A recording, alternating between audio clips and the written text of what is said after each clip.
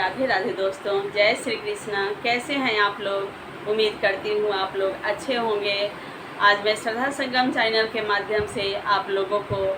एक जनेऊ का गीत गा रही हूँ। अच्छा लगे तो लाइक और कमेंट ज़रूर करिएगा।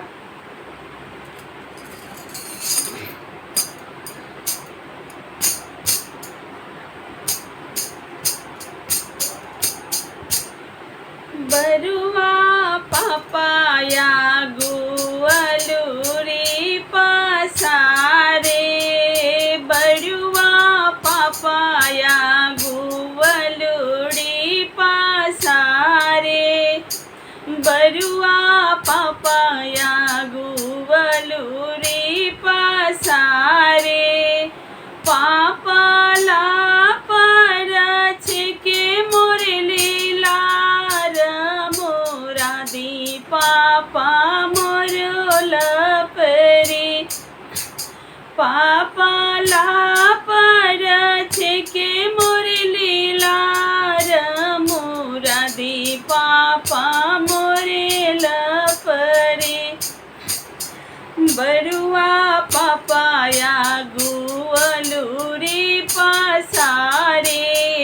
बरुआ पपाया गुअलूरी पसारे,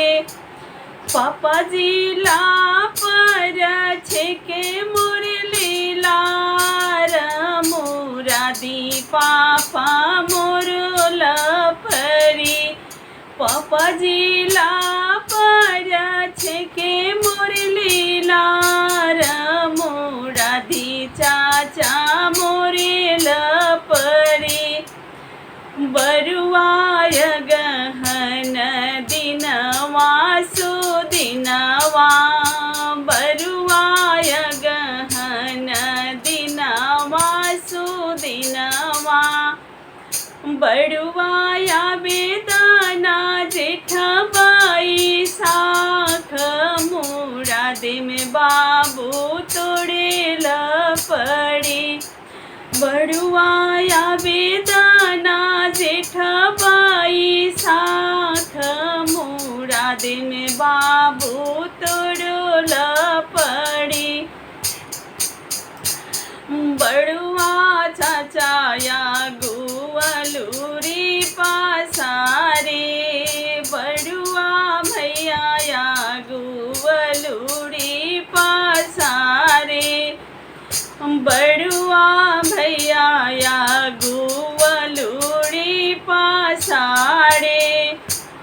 अच्छा जिला पर के मोर लीलार मुरादी चाचा मोरे लपरी, भैया ला पर के मोर लीलार मुरादी चाचा जी मेरो लपरी, भैया जिला पर के मोर लीलार मुरादी भैया मोरे लपरी, बरुआय गहन दिनवा सुदिनवा, बरुआय गहन दिनवा सुदिनवा, बरुआया बेदाना जेठबाई साख मुरादे में बाबू तोरे लपरे, बरुआया बेदाना जेठबाई साख मुरादे में बाबू तोरो लपरी, बरुआ फूफाया गुअलूरी पसारे, बरुआ जीजाया गुअलूरी पसारे, बरुआ मामाया गुअलूरी पसारे, फूफा जिला पर के मोर लीलार मुरादी फूफा जी मोरे लपरी, जीजा जिला पर के मोर लीलार मुरादी जीजाजी मोरे लपरी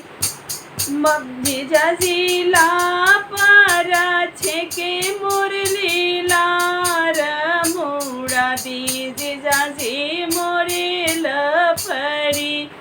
मामा जी लापरा छेके मुरली लार मुरादी मामा जी मोरे लपरी बड़ुआ गहन दिनवा सुदिनवा बड़ुआ गहन दिनवा सुदिनवा बड़ुआ वेदना जेठा माई साख